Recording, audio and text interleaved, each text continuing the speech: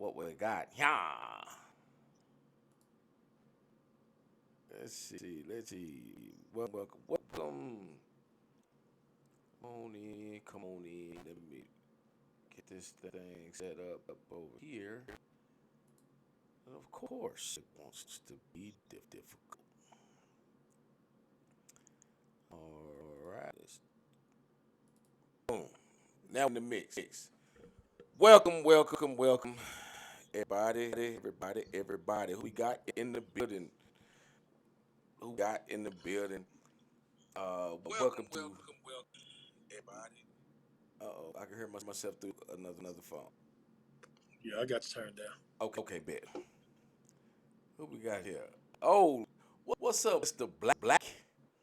Got Black in the building, you know what I'm saying? Welcome to the show, sir. Let's get this thing started. Y'all know what it is, man. It's your boy D.W. Lee and my co-host, Mr. Back, Breezy the Magnificent, man. What's up, man? What's going on, Kevin, man? Welcome to the show, man. I hope y'all ready. Put your seatbelts on, man. It's gonna be a wild show. You know what I'm saying? No holds barred. I said, you know, saying when my man's popped on, man, anybody, anything to say on tonight's show, I got backup. Y'all can talk all this shit you want, but I promise you, it's gonna be WWE around this motherfucker tonight.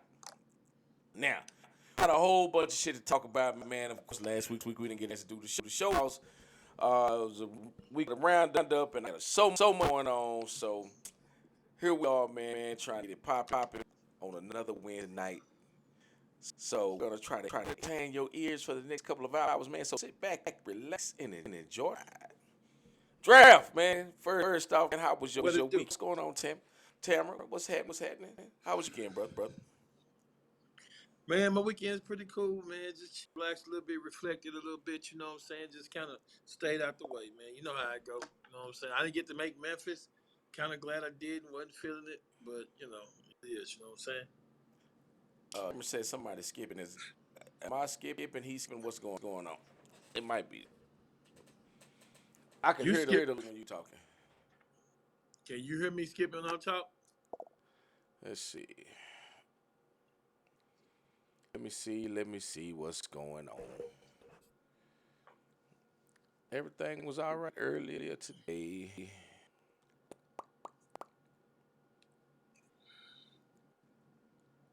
All right. How's that? Is that better? Say something, Dre. Yeah, what's up? This is Reason, man. Am I skipping? Nah, let's see. Let me turn this down. That other phone that you got on over there, that's just on your Facebook. Yeah, that's how it is. I got the volume down, though. Okay, so then it's just me. Let's see. Still echoing. Fuck is going on?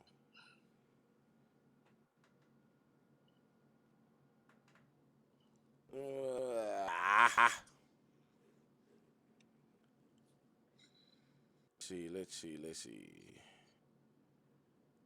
Internet is good. Internet is good. I tell you what, Draft, we gonna this.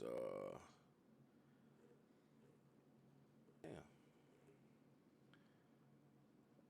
It's. I hate when this shit happens, man. But it usually happens after I ain't used it in a while. So if it's good, then it's got to be my microphone. Okay.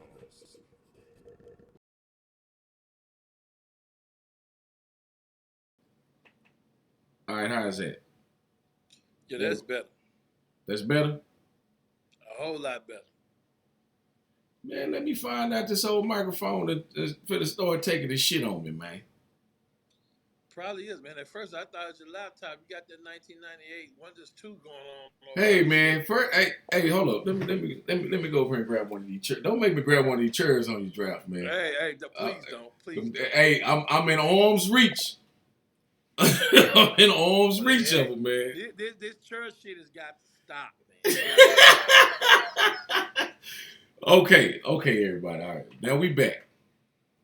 Now we back. Okay, now draft. Now you said you chilled out this weekend. You reflected. You know what I'm saying? You chilled out and all that, right? So Yeah, man. I just chilled out a little bit, just stayed out the way, man. Reflected, on some things, just kind of just got my shit together, got my head together. Man. Sometimes man got to do that. You know what I'm saying? You got to kind of decompress a little bit and work on the next move. You know what I'm saying? But sometimes you got to be in tune with yourself before you do it. So I just kind of chilled out. I was trying to get to Memphis, and I thought about it. I said, nah, maybe I need to just stay home and take care of some business. So, shouts out to the people that went. I hope y'all had fun. I hope y'all did more than just a roundup. You went to go see the museum and blah blah blah. So it is what it is. It's a sight to see. so now comes. Hold on. Let me. Matter of fact, let me do this because uh after that weekend, because I actually went, right? So this is what I'm gonna Okay. do. Because my weekend need a little theme music. Before I start talking about my weekend. Mm-hmm.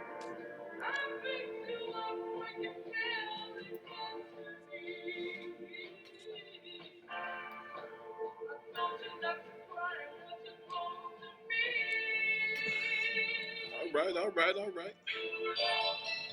No shit where you live, yeah. Because Backdraft, we can help you. I went to the roundup. And 3 years can have you replaced. Hey! See, I really been popping my shit off like whole nother level. You playing against it to the death. These bitches been on me. I swear they keep calling my phone. I'm like, hold on, let me check the still. If she keep time of day, then I had a good place. So I'm big at the spot. She can be like a puss. These niggas be stopped on the bitch, but talked about the purse. I'm silent and stand on with her. Cause I'm finna start popping my shit, man. I'm about to What? start popping my shit, man. So, boom, you know what I'm saying? We didn't do the show last week, man. Went to the roundup, bro. We left Thursday morning. Bro, of course, you know what I'm saying? The roundup was held in Memphis this year. And because it was so fucking hot, I did get the opportunity to visit Memphis. Like Uh-oh. I have not, like I wasn't able to visit Memphis before. First off, Memphis, uh, pound for pound, man. Shout out to y'all, man. Uh, but Memphis, y'all roads is raggedy than a bitch. Fucked up. Say, man, look, bro. I caught flight, hit a pothole, a dip, bro, and caught flight. Come off my bike, floating. Man, them streets raggedy as fuck. All right, so I digress. I'm gonna give you a play-by-play about my weekend, bro. So Go ahead. first off, you know what I'm saying. We had some discrepancies about, you know what I'm saying, the trip or whatever. So when we get there Thursday. We don't even get to the fairgrounds till about maybe 9 o'clock that night. Now by this time, traffic is fucked up. You know what I'm saying? But it's cool because it's still Thursday, so it's not really that bad. You know what I'm saying? A couple of the entrances that they would have normally used were closed down because they was doing construction.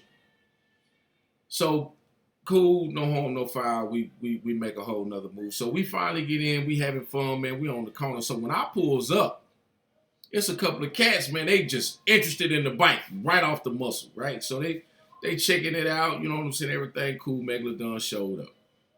So the next day, Friday comes around, and it rained, bro. It it was raining. What's up, Shakisha? What's going on, Wayne? So when the rain came, what's up, Left Lane? My bad. When the rain came, everybody just kind of chilled out. You know what I'm saying? So try to get through the rain. So I decide I'm gonna go sightseeing. We go to the Civil Rights Museum. Now, mind you, I've only seen this on TV and other people's pictures on Facebook and shit like that. So I'm like, well, fuck, man, I done been to Memphis and I ain't get a chance to see this shit. So I go. Paid my little $16, did the tour. Now, when you get into the Civil Rights Museum, they got this whole little room off to the side. Like they say, hey, man, don't take pictures. No pictures, no video. Do you know why they say that? Because they saying that if you take a picture, the flash could deteriorate the artwork. So they don't want you Mm. taking pictures because the flash may deteriorate the artwork. Mind you, they got lights every fucking where and a projector running some civil rights shit, right? So Right, cool, right. no harm, no foul. Go through there, man. I don't take no pictures. I don't take no video. I do what I'm told. So we go to a whole nother little section of shit. So first off, people, if you have not visited the Civil Rights Museum in Memphis, Tennessee, please go. I think every human that believes in fair, and equality for all races, all creeds, whatever, go to the museum. It's really, it really puts into perspective the struggle that people of color have had to go through, over the last 600 years. And actually, it's been longer than that, but we're just gonna go with 400 because that's what they keep yelling. All right, cool. So, upon visiting the Civil Rights Museum, of course, they got the video Bloody Sunday playing. Draft, are you familiar with Bloody Sunday? Yes, sir, I am. Would you remind people of what Bloody Sunday is? Basically, what Bloody Sunday was is on when they were trying to march from Montgomery to Selma, crossing the Edmund Pettus Bridge, and they sick dogs and horses, and state troopers on the people when they had a friendly, peaceful march. And when they marched across Martin Luther King along with John Lewis and several other people marched across the Edmund Pettus Bridge, which I had the privilege to ride across when we rode to Georgia. And basically, they beat them up, man. They called it Bloody Sunday. Now, am I correct? That is exactly what that was about. Yeah. So, which brings me to my next. So we seeing this, right? So now I'm having this fucked up opinion, like, what the fuck, bro? Like, and I'm a documentary buff. I love documentaries on history and all this other type of shit, bro. I've watched documentaries on the World War, Pearl Harbor, uh, but what I've seen that they only show uh, a lot of discriminatory documentaries is just during February, Black History Month, or Right. it's a pay for. You have to pay to look at some of this Black History stuff, right? So cool. So with the Civil Rights Museum, you get a chance to see everything. The room that MLK stayed in, the coffee, the shit, everything still in the room, um, and then the window. Because I'm gonna be honest with you, bro. I let me just show you how ignorant I am first of all, and I don't mind showing it. I don't mind saying this to the people on Facebook, but I was ignorant because I thought it was still a real. I thought it was a hotel, not that you could stay in, but I thought it was still a hotel. Like you go in, like you could just see the hotel. Had no idea what they turned it into. And man, Right. they had the Greyhound bus that they actually set on fire. They had, man, it was just so, it was so much. It was so much.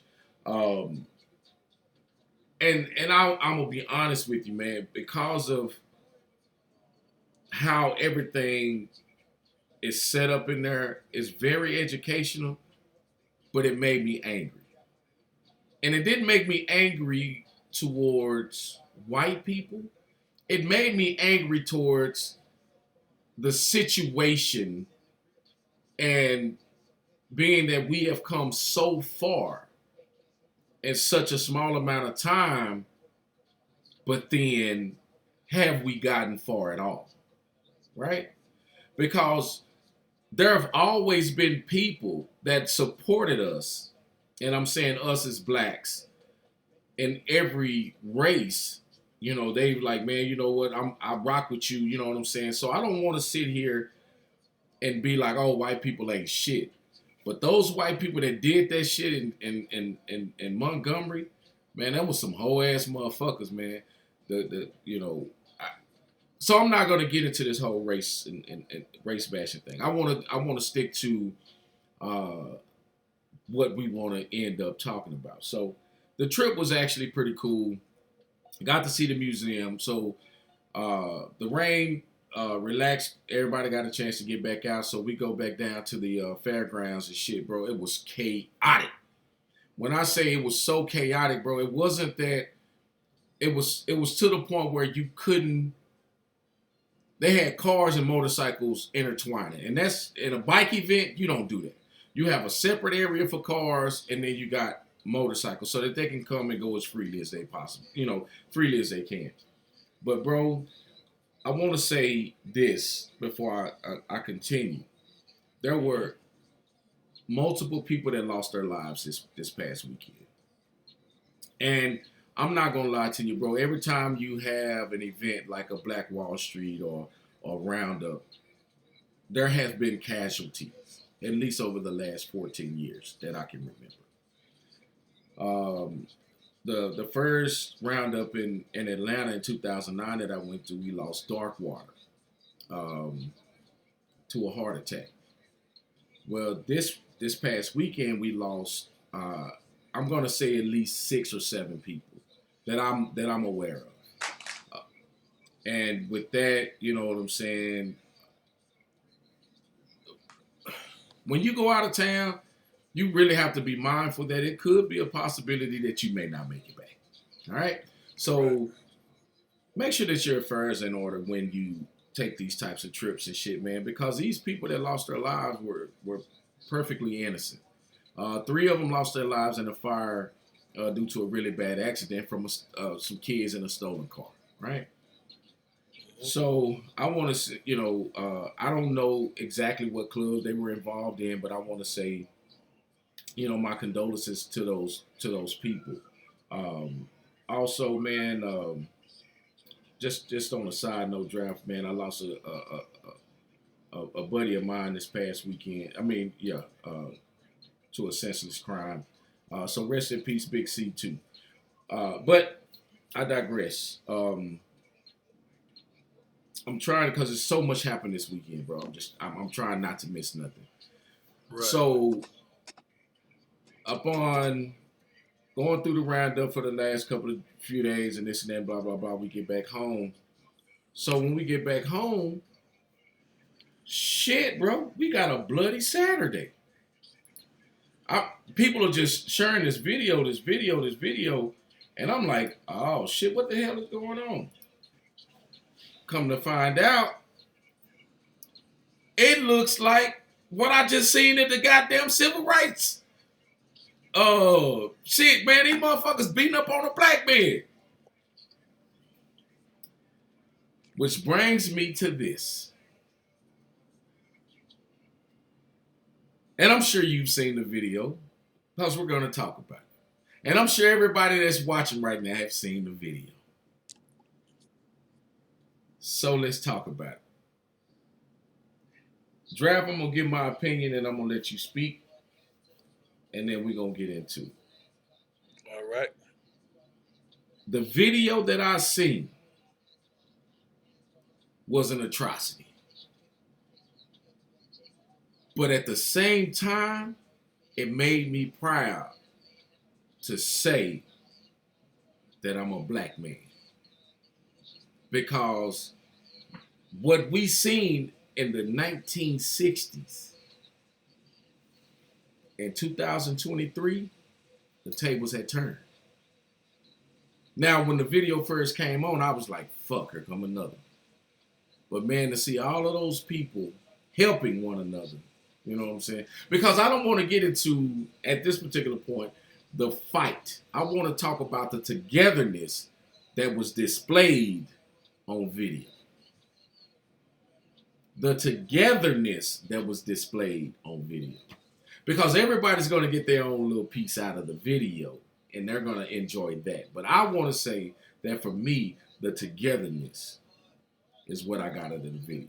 Now, with that, I'm going to sit back, and I want to get your opinion on what you think, and then we're going to rock on into this. Go ahead, Dre. Well, first of all, man, I think it's a really a good subject here tonight. I think it's going to be you're going to have some differences in opinions. You're going to have some differences in philosophies and thoughts. I wouldn't dare compare it to Bloody Sunday. I would basically compare it to because Bloody Sunday didn't have the, and I understand technology is abound, but Bloody Sunday didn't have the memes. Bloody Sunday didn't have the funniness attached to it because at that time it wasn't funny. Um, I get the Bloody Saturday thing. However, I think that this particular incident, 2 months from now, we won't even be talking about it. However, however, we're gonna talk about it now because it was a moment to where you know you saw some galvanization.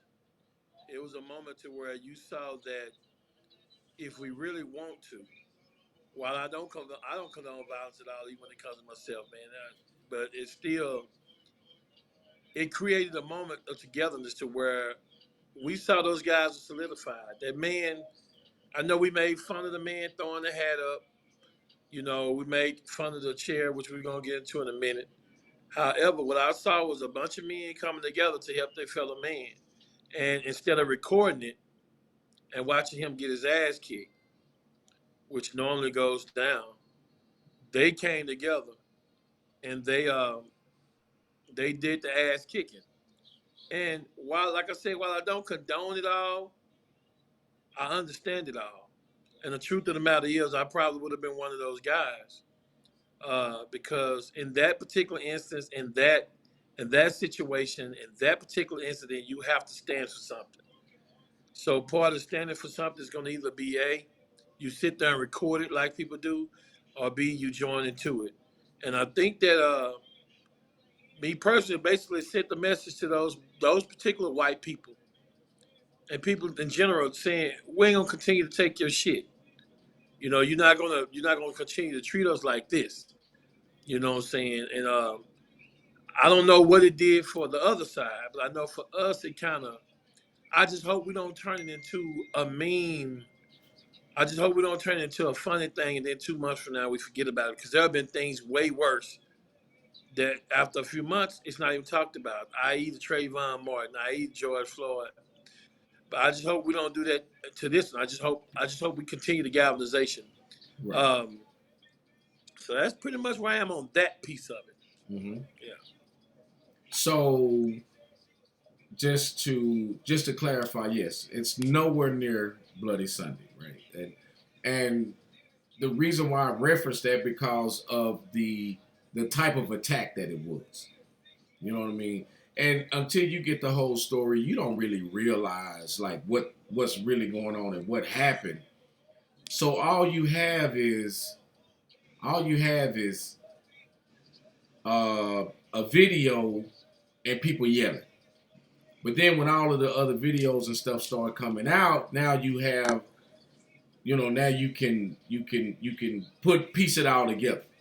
You know what I'm saying? You can say that this man was actually doing his job, and because these people, these drunk white people, decided that they didn't want to listen or they didn't have to follow the rules because I am who I am. Boom. Now you have a man saying, okay, well look, since they didn't want to move their boat, I'm gonna go unhook their boat and move that motherfucker for them.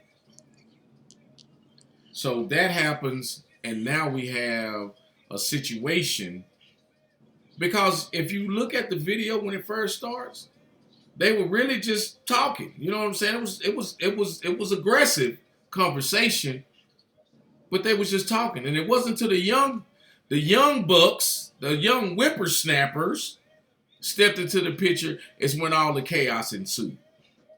Now that we're talking about that, there were several women involved in this melee. Even one of the older ladies tried to break it up, like, hey man, look, y'all stop all this. You know what I'm saying? It's not even, it's not that serious. Decided that at some point she was gonna get involved. Now, when the mob came, it was no longer who's innocent, who's not involved. It's like I see red and white, and I'm finna get on that ass. And that's essentially what the melee or the fight started to get a little bit more interesting. You got people jumping off of boats to swim up to help. You got, man, it was a situation that we could sit back and look at the phone and say, damn, man, what the fuck going on? Oh, that's funny, that's hilarious. But it was a very serious situation. And as you and I both know how easy it would be for that to have turned into pistol play. Somebody really could have lost their life this weekend, behind that type of incident. You know what I'm saying? And I want to say that we as black people, we don't sit around plotting against white people. We don't sit around like, hey man, let's just go fuck up some white people, man. Let's just go beat some white people up. Have you ever in your entire life ever said anything like that, bro? No, I haven't. I haven't. But the thing about it is just like, I'm sitting here just thinking about what you said, and I felt like the youngster when he came up and just started hitting on the dude. That was a sense of entitlement. Yes. You know what I'm saying? And he felt like, fuck it, I'm gonna do it. I'm entitled to do it because I'm white and nothing's gonna happen to me because these guys are gonna protect me and they're gonna side with me. And this dude's black man, how dare this black man swing back on me? And I personally feel like those guys deserve what they got. Just gonna be honest with you, they do. I mean, because it was clear that the man who worked there was trying to basically talk about it and resolve the situation. Say, hey man, you have to move your boat. I told you to move your boat. And I'm paraphrasing, but the thing about it is, I told you to move your boat. And next thing you know, this guy just comes out of nowhere and just no questions asked, just tried to melee the brother and shit. You know, so at this point now you got one guy fighting 4 or 5 guys. Next thing you know, you get what you deserve. If it's one guy fighting 4 or 5, and like you said, it could have easily turned into pistol play because of the simple fact that white folks don't know how to deal with that ass whooping. You know what I'm saying? Mm-hmm. But at the same time, you know, it turned into, oh, these niggas are serious. And so what happened was, as a result, shit, if you in it, you can get it. That's just what it is. You know what I'm saying? In that particular incident now, like I said, everybody's saying I don't condone violence, but man, how many times have white folks said they don't condone violence on us? And I'm not talking about my white friends. I'm not talking about your white friends. I'm talking about them white people in Montgomery that was involved in that thing. They felt privileged, man. That's the only thing that could have been, that they felt privileged, and at the end of the day, they got their ass kicked. And honestly, man, I don't see, if it's straight fisticuffs or things of that nature, I don't see anything wrong with that. You know what I'm saying? Right. But at the end of the day, these guys got exactly what they deserve. Now, if we come together like that and we stay together as a people, I think not only can we hold each other accountable, but we also can hold the masses accountable to let you know, hey, we're not taking this kind of shit no more. Now, if you want to argue your point, you want to debate with me, that's fine. But this little young motherfucker think he finna just come up out of nowhere simply because he got all his other white friends around and hit me.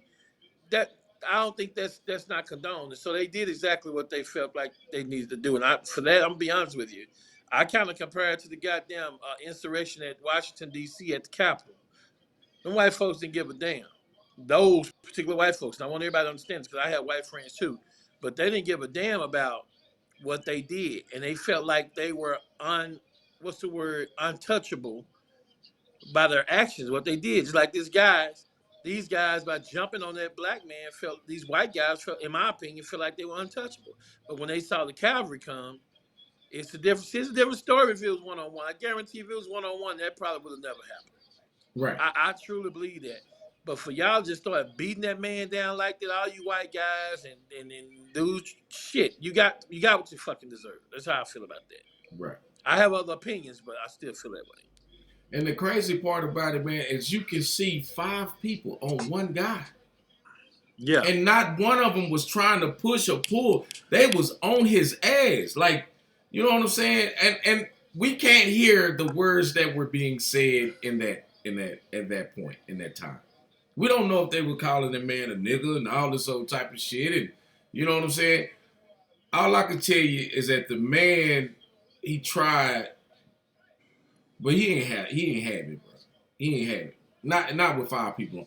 So the only thing you can do at this point, man, is just to ball up, man, and try not to sustain any more injuries. But when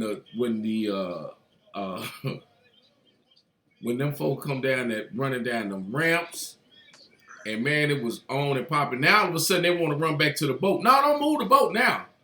Don't move the boat. The damage is done. Now we gotta handle this a whole different way. You know what I'm saying? Because I know you seen it the same way I did. They ran and jumped on the boat. Now they're ready to go. Right. But now we gotta deal with this.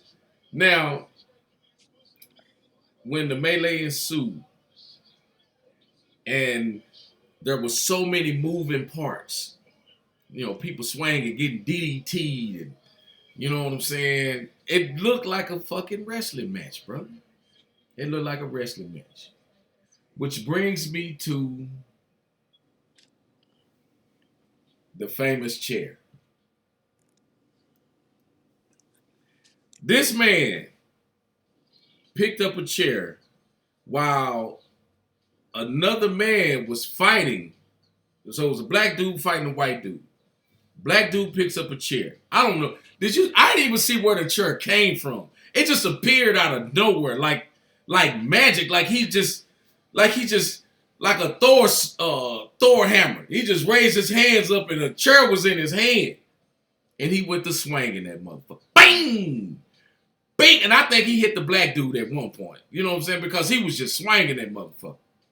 So there just happened to be a woman that just got stumped by two black chicks. She just happened to catch that chair. Now, which brings me to this. There's a lot of men and black men that felt like that woman being hit in the head with that chair was excessive. A lot of people, men especially, black men especially, thought that was excessive for that woman to get hit in the head with that damn chair. Now, as funny as it was to a lot of us, there's a lot of people that took that serious and called that man a pussy-ass motherfucker for hitting that woman with that chair. Now, Draft, again, I'm going to turn this conversation over to you and let you give your opinion and point about it, and then we'll go from there. So you go ahead and give your opinion and point about that whole situation. Well, about the chair, I disagree with the chair situation. I feel like, I don't, you could have just, in my opinion, you could have just whopper chopped the woman with the 1-2 quitter, if you felt that strong about it. But bringing the chair out didn't do nothing but get you in trouble. As you can see, there were a lot of people that were fighting. You looked at a woman that's down on the ground, and you slapping her on top of her head, with the chair. I mean, in my mind, that could have. What if you broken her neck? You know what I'm saying? Stuff like that. That's just getting you in trouble. I'd rather for you to slap the dog shit out of her 3 or 4 times. That would have been better. But picking up a chair, which is a weapon, now you're the one that we see on the video that they're handcuffing. Out of all that shit on the video, you're the one that we see. So I disagree with the chair man so much. I mean, I didn't disagree with the fight at all. But I'm on the side of those other men. I kind of disagree with the hit. The woman was already down, and you bust on side of the motherfucking head 3 or 4 times. They got down chair. He only hit her once. It don't matter. You hit her with a fucking chair. He only hit her once. You hit her with a chair though. I mean, you could have just about your fist knocked shit out of her. You hit a woman that was already down with a chair. Now I'm just saying. That's just how I feel about it. I know a lot of people might not agree with that. A lot of people are like, man, fuck this shit. The bitch shouldn't have been what she was. I get it. No, just state your opinion. Just state your opinion. How you feel about it. Yeah. You know what I'm saying? We're gonna get into what other people think. All right. I just feel like the chair was a bit excessive. I do. I feel like, damn, you was already getting them down. They was already down. You got a chair and beat the dog shit out of it, even if you hit it one time. You know what I'm saying? So that's just my opinion. But however, like I said, I'm agreeing with everything else that happened. I'm in agreement with it, but it's just the chair thing. The chair thing it's kind of, I don't know. It don't sit too well with me on the chair thing. Okay, so this is my take on it. Here we go. Whoop that trick. I knew you were gonna say some shit Whoop like that, man. Fuck that bitch. At that point, bro, you put your hands on a black man in a melee. Fuck that bitch. She deserved that motherfucking chirp. Now, if the man broke her neck, that's on him. Who gives a fuck? Ain't no motherfucking time out in a fight, nigga. You don't get to do this shit. Ain't no motherfucking referee out there throwing the flag and the towel to stop a goddamn fight. Just like Black said, she was getting her motherfucking licks in when she was getting her ass stumped out. The nigga, hey man, hey, she shouldn't have been there. She was at the right place at the wrong motherfucking time because he was aiming at the man. He just happened to see another white motherfucker. Fucking bitch, you get the chair too. Boom! Everybody getting a goddamn chair. Who gives a fuck, man? Look, and again, if this was an innocent bystander, if she was an innocent bystander, man, that motherfucker need to get 20 years. But that bitch was in the fight. Fuck her too. Fuck her.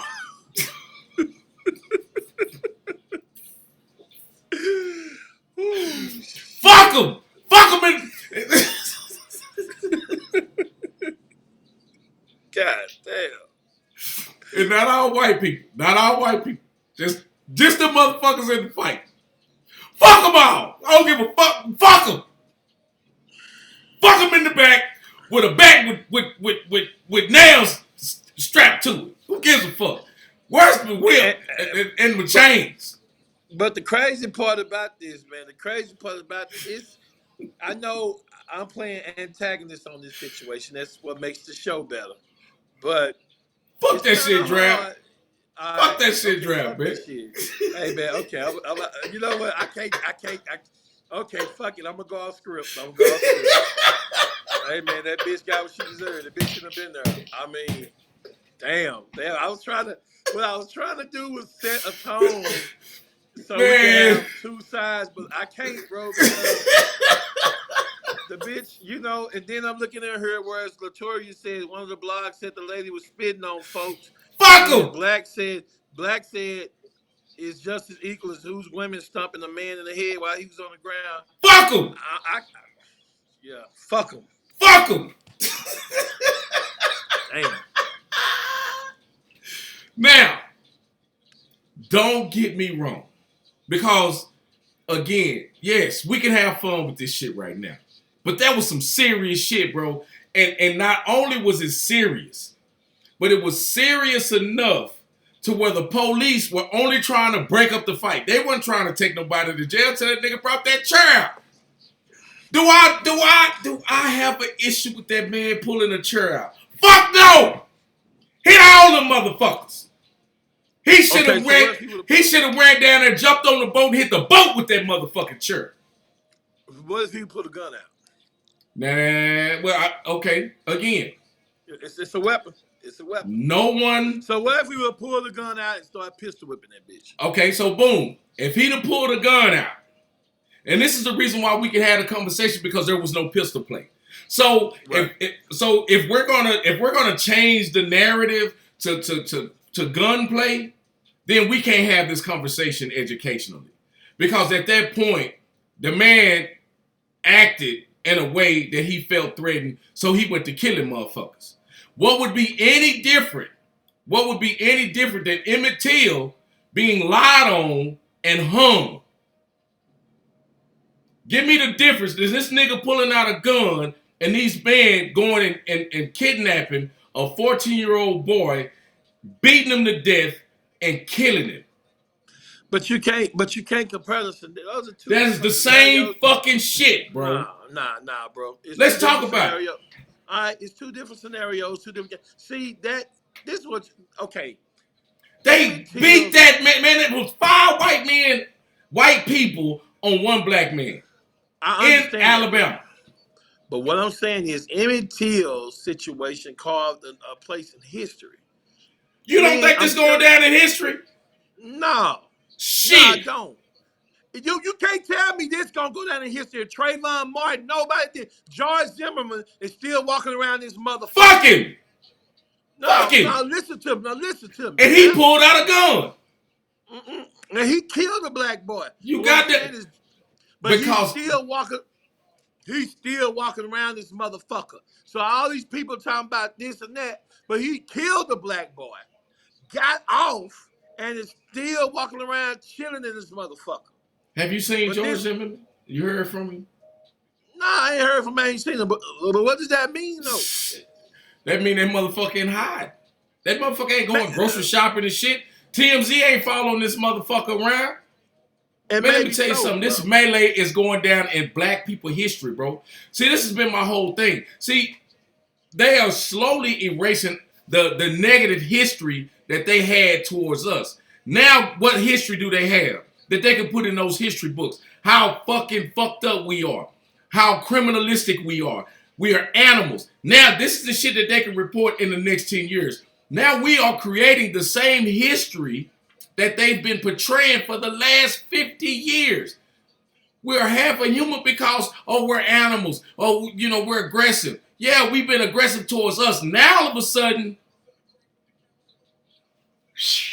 I need help. Now I The got only help. thing Let's go. I understand. I understand what you're saying. The only thing I'm saying is 2 months from now, 3 months from now, we will not be talking about this shit. That's all I'm saying. I'm not saying it was wrong. Right. I agree with it 100%. But if you stop talking after a few months with something as serious as George Floyd, if you stop talking about something within 6 months or a year as serious as Trayvon Martin, as serious as Eric Garner, this shit is not gonna last. Oh, it was great and it was fun because we got memes and talking about this goddamn trail. We got people doing all this, but man, only thing that shit can happen, bro. That particular shit, the only thing you might get now is these white folks on alert when they fucking with these black folks, which is cool by far. That's what you need. But ain't no history. You ain't gonna look 20 years down the line, 20 years from now, and people gonna have in the history books talking about the riverfront melee. It's not gonna happen. I don't give a fuck what y'all say. Y'all can sit there and We say talk whatever you about want. this shit forever. We talk You are about this not. shit forever. Because you know what? That's the nigga, August the 5th, 2023 was the first time that black people came together and said, you know what, man, fuck this shit. We ain't taking this shit no more. We tired, boss. We No, I'm tired. not saying. Hey, but we've done it. But listen. I agree with you. So it's hard for And me fuck Black to. Lives Matter. That's No, bullshit. fuck that. I don't fuck with that. But what I'm saying Fuck is, Black Lives Matter. it's hard for me to be on the antagonistic side simply I mean, because I I love black remember people, but I'm just saying. I remember the Nat Turner rebellion. See, saying that's real shit. Okay, I remember now. Like I said, am I saying this was wrong? In my opinion, no. I mean, they got what the fuck they deserved. They should have never, they should have never jumped on that dude. 1-on-1 was fine, but you jumping on niggas, I just, and then you white folks, you felt privileged. It'll be, man. Okay, let's flip this shit. Mm-hmm. What if there was a white man? Well, we can't flip it. Now, I'm sorry. I done tried. Fuck him. Tisky, listen, Fuck him. Tisky. I tried to play anti. I can't do it. I tried. We can't flip it. I told you. I tried to tell you. I tried to play antagonist. I can't play antagonist because of the simple fact that if we flip this shit and it would have been black folks that's done jumped on a white man, motherfuckers would be dead right now. In the electric chair. Okay? They'd electrocuted them Yeah, motherfuckers as soon as they left the dock. They would have motherfucking shot them. But what I'm saying is this here, man. I'm saying, yes, you are right. Black folks are tired. But if we gonna do this, we have to follow it up with something. We see the physical brute. Now we have to see the economic brute. Because it don't make no sense if you're going to be doing that, but you're going to go now Uncle James, we're going to call him Uncle James. The one that hit the motherfucker with the chair. I'm going to call him Uncle James. Nah, we're going to give him Uncle Charles. Uncle Charles. Uncle Charles. I'm going to give him Uncle Charles. So my thing is, I don't want to be singing the Bone Thugs and Harmony song simply because Uncle Charles did what he did to the chair. I miss my Uncle Charles, y'all. I don't want to be singing that. So what I'm saying to you is, yes, we are tired. I agree totally with it. I'm gonna be honest with you. Would I have been one of those guys that come down? Yes, I would have.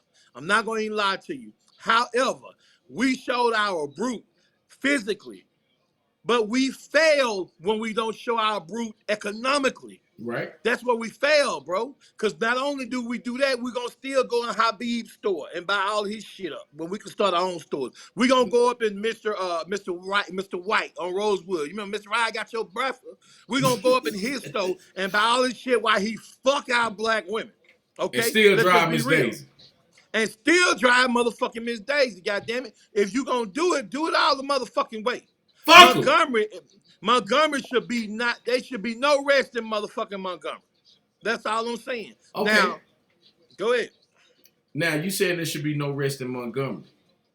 There should be no rest in Montgomery. Well, I take that back. Let me take that back. Let me reverse that because Right. we don't know if them cats was from Montgomery. Right. So they could have been some damn tourists. Right.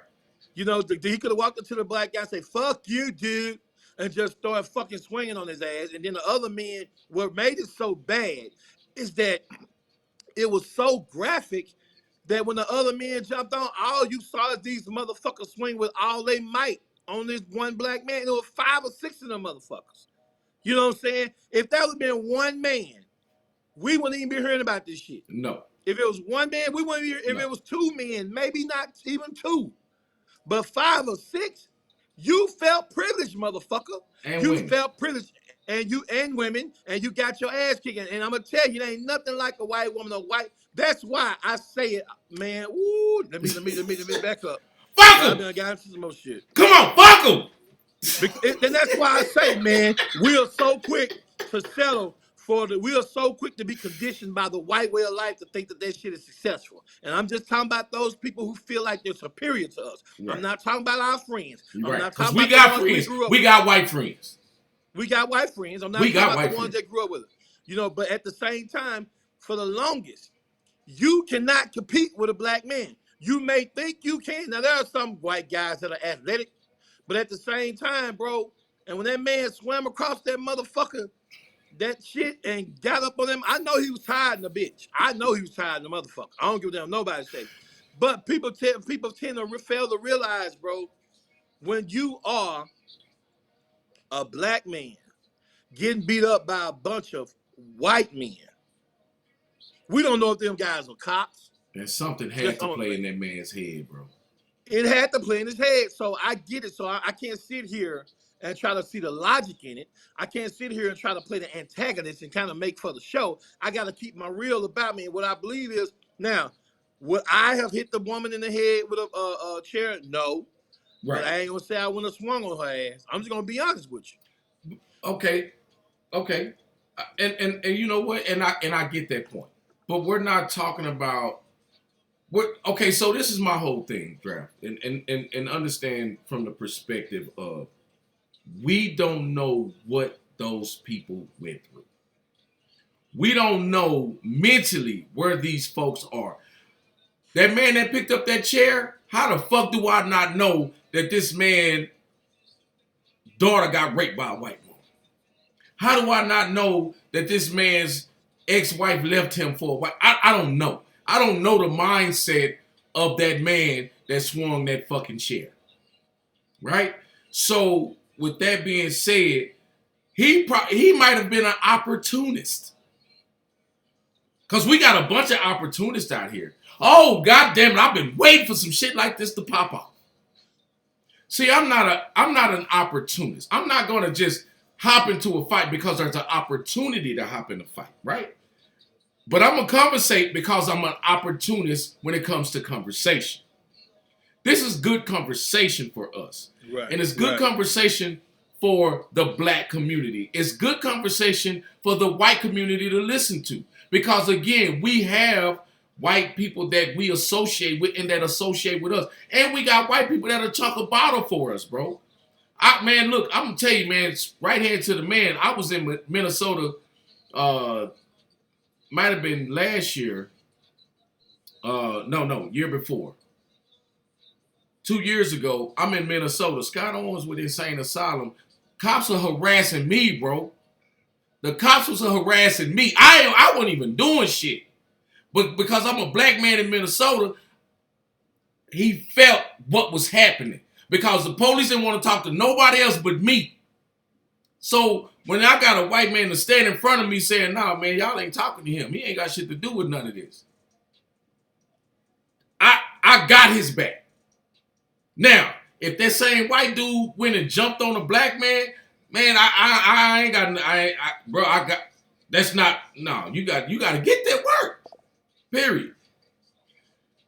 But when you talking about somebody that grabbed a weapon, as you would say, and swung that weapon mightily, like a mighty sword, ain't that Maya Angelou? He swung that chair like a mighty sword. Like he wanted revenge for everything that black people had been going through over the last 400 years, bro.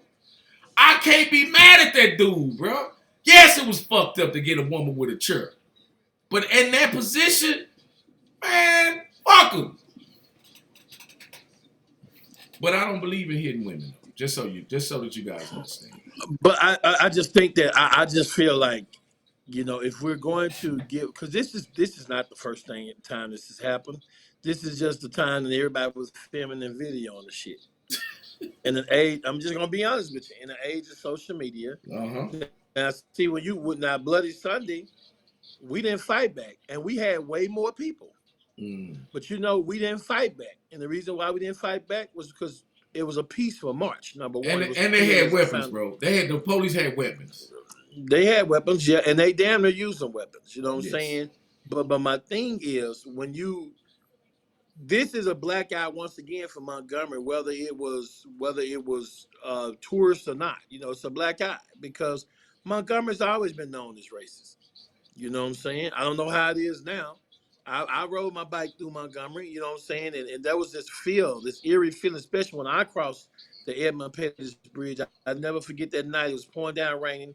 There was an eerie feeling. It was like I could feel the spirits of those people that walked across that bridge and got hit in their head, got pulverized. And that was men and women. Women and children also. And children, yeah. I guess that man just got to thinking about, you know, so it's not far-fetched to see how that man could have went off. Because, hell, white folks at that time did it all the time. They didn't give a fuck if you was a woman. They didn't give a fuck if you was a child. If you was black, they made it their business not to like you and to want to do something to you.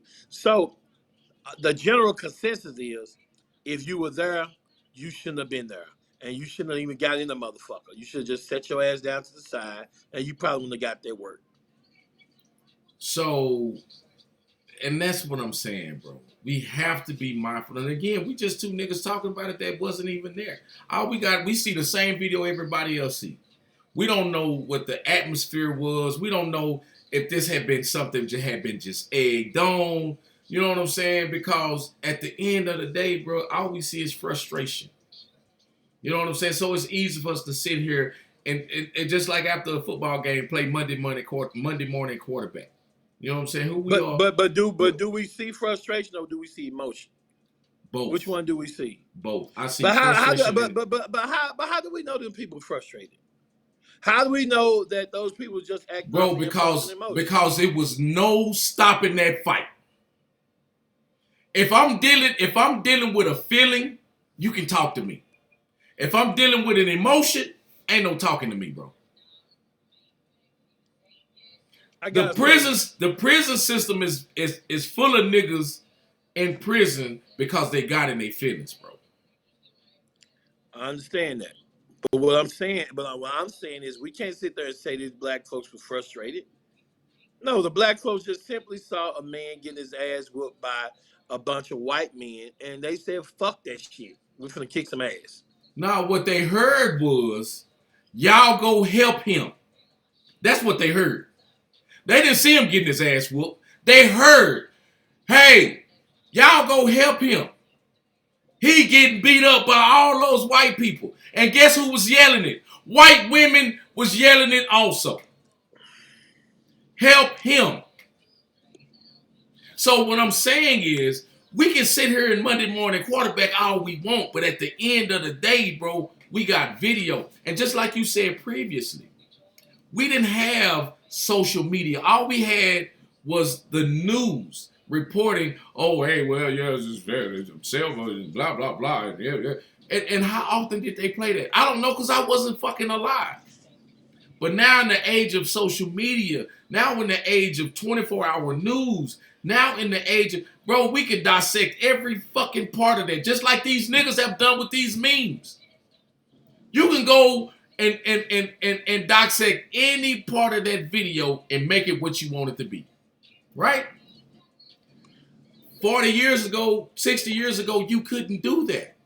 So now that we have the ability to see firsthand, like, man, goddamn, bro, like, when Draft, how many times have you watched Roots, or have you watched you ever seen Mississippi Burning? Yes, sir. That movie, bro, as a kid, pissed me off.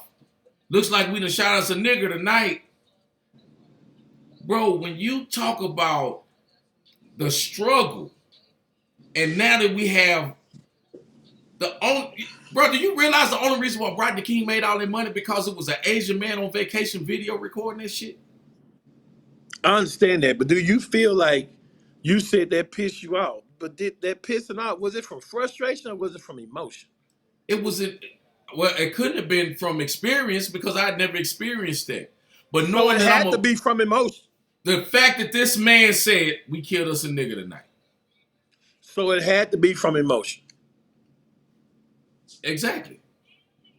So how can we sit here and say that these people were frustrated because the people were just doing their job until somebody said go help them? The And man they was looked doing and his they said, job. the other crew was doing their job too. The people that had on the blue shirts, they were Yeah, part of the well, crew. yeah, The man worked there. yeah. So my thing is, so they were just doing their job. So they were like, fuck this shit. I'm tired of doing my job for these white people. I'm frustrated. Oh, there's a black man getting beat up by white people. I'm so motherfucking frustrated. I'm finna go kick some fucking ass. No. Okay, so Straight check this emotion. out. So Jay with Phantom Squad, he said he was born and raised in Mississippi, and whites are very different there. There was pure hurt and tired of being stepped on. See, and this is what I'm saying, bro. We live, and you come from Arkansas. And Arkansas wasn't no fucking better, bro. No, it wasn't. We live in a society now, bro, that we really have our own space, right? So technically, my nigga, we talking about some shit via the internet, via the computer. We got other people listening to us and our opinions over the internet, bro. Like, this is a shit that 30 years ago, nigga, we had to be sitting in the same room or on the phone on a three-way call in order to get this type of information. Because first off, it was going to pop up on the news, and then we're going to have to talk about current events.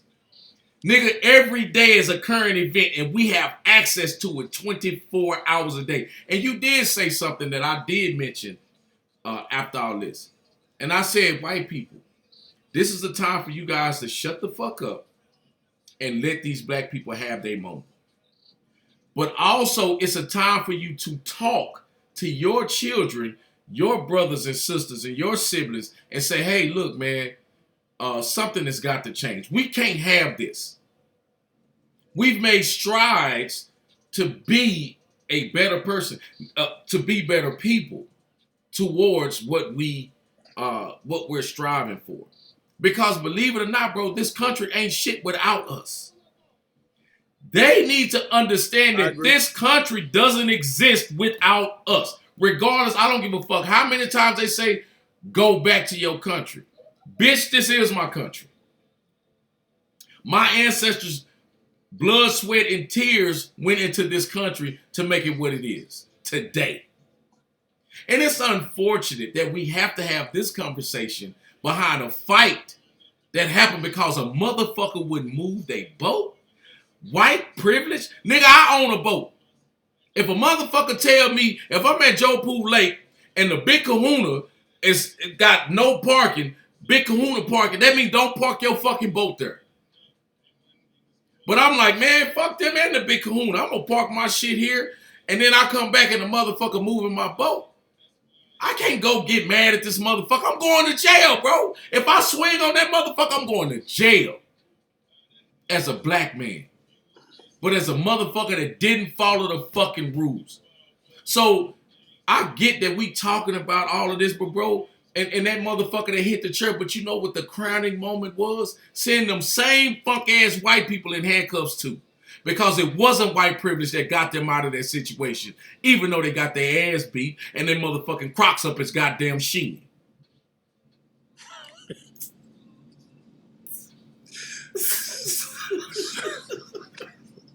Man, you know the crazy part about that. That nigga I Crocs was was trying to halfway up figure his out. legs. I was trying to figure. You know, okay. I was trying to figure out what the fuck is that on his feet. I mean, I was like, man, them look like some goddamn shin guards. I mean, this nigga playing soccer or something. They done beat the nigga Crocs up his legs. But they done beat it. But my question now is, Yeah.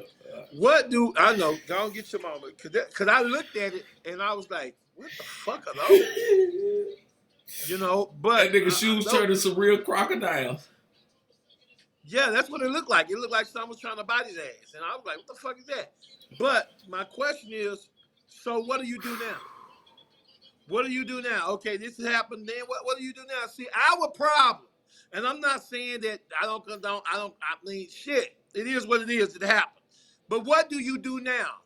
What do you do now to make sure this is cemented in history and it's just not another news story? What do you do? See, that's the issue. That's the issue. We act off of emotion, but we don't calculate shit. We don't put it together. We're not strategic as a people. We're not methodic as a people. So what do you do now? So you got to ask yourself. So where are we going? What's going to happen now? Where are we at now? You know what I'm saying? Because this is after a while, this is going to be a part of what they call it, the news something. Okay, so let me ask you this, Draft. And let's be real. Okay. With everybody that's listening, and I hope that we do have people of the other persuasion on this show tonight, because I really want to know, just like you said, where do we go from here? Does this mean that we sit around? Now again, now hear me out. Black people, hear me out. After this, do we gather on the weekend and say, hey man, let's go beat up on some white people? But we've never been that. We've never been that. See, that's the fucking problem right there, bro. That's the problem. We have never been that people. We ain't never say, hey, let's go kick some white folks' ass. You know what I'm saying? But it's been done to us on several occasions. Let's go get some niggers. Let's hang some niggers by a tree. People don't even understand. When you listen about history, when you explore history, then you understand what a picnic really was. See, people think a picnic was goddamn watermelon and barbecuing and shit and playing Cupid Shuffle. No, that's not the origin. That's not the etymology of a picnic. The picnic meant we were going to go pick a nigga, okay, and hang this motherfucker from a tree and watch this motherfucker burn. They showed you that in Rosewood. When that shit is driven down it's interwoven into the fiber of people that are like that. Because what that lady said on Rosewood, if you watch Rosewood, she said, look, honey, that little kid didn't want to look. She said, no, you gotta look. You gotta see the nigger hanging from the tree. That shit is taught. So if we could teach that, if we teach in unity, then the first thing we gotta do is own our part in the disruptions, own our part in any kind of distractions, hold ourselves accountable, and then move forward. So that's what I'm saying. Where do we go from here? In my opinion, about this particular instance, there needs to be no dialogue had. The dialogue was had on the goddamn boat. Okay? You saw it, take heed to it. You saw it, be aware. Ain't no motherfucking group of white men finna be coming jumping on black men, one black man, no motherfucking more. That's all we saying. So technically a change did come. You believe that made a change, right? So that will live in infamy. So it may not be that we're talking about this particular fight, but nigga, just understand that from this point moving forward, they'll be more calculated. Bro, this is not. Hey, fuck all that. This is not no historical event, bro. You still got some white folks, some black folks out there talking about shit. I don't know that nigga shit. I don't know what that nigga said. Shit, you know what I'm saying? Shit, hey, he on his own fighting the motherfucking white folks. Shit, I ain't trying to lose my motherfucking job and go to jail fighting with them motherfucking white folks. He should just let that motherfucking boat stay. That nigga, that job don't pay him enough. That job don't pay him enough to get that movie boat. You still, I don't give a fuck who you are. You could be the best guy in the world. You could be in the best situation in the world. You could be all that, but motherfuckers are still gonna shit on you. This is not no, bro. This does not. We would not be talking about this shit 3 months from now, motherfucker. I'm telling you why. Because we were too quick to make. We were too quick to make fun of the shit. That's what I'm trying to tell you. We were too quick to make fun of it. That shit wasn't even a day old, and you had chair memes. That shit wasn't even a day old, and you got August 5th, Juneteenth, August 5th. That shit wasn't even a day old, and you got all these fucking memes and niggas making t-shirts and selling t-shirts and shit. Come on, man. Everybody jumped on that opportunity bandwagon. But do you think they jumped on the opportunity bandwagon with Rosa Parks? No. Do you think they jumped on the opportunity bandwagon with the Memphis bus boycott? No. Do you think they jumped on the opportunity with motherfucking Trayvon Martin in his society? Did. They did, because they started making hoodies and shit with him holding a goddamn Arizona and Skittles like that shit gonna make a fucking difference. But what happened? After that, we ain't heard shit else about it. And this shit here does not compare to that shit at all. So I guarantee it, in my opinion, we won't be talking about this shit 3 months from now. So my thing is, where do we go from here? The only thing white folk understand, they'll let you do all this. And I'm talking about those white folks. I'm talking about the prejudiced and racist white folks. The only thing they understand is this here. This here. You have to have an economic battle with them motherfuckers. We can sit there and fight brutally all day long and win. And win. But at the same time, if we don't control the money, we have not won shit. So what's next? So I wanna kind of break down what you just said. The fight, Trayvon Martin, what was the little kid in Chicago that got killed by the cops for holding up the fake gun?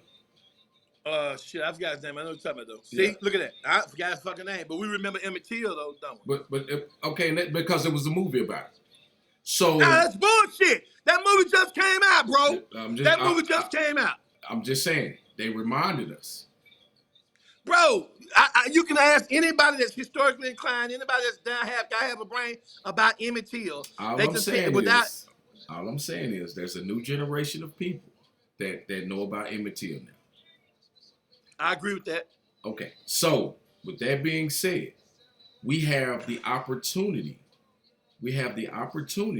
to look at this event and say, man, the one time that black people came together to fight a group of white people that was jumping on one black man, the one time that we didn't say it was not my problem, it was not my fight, that had nothing to do with me. The one time that we didn't turn our backs and say, man, shit, I hope you make it out.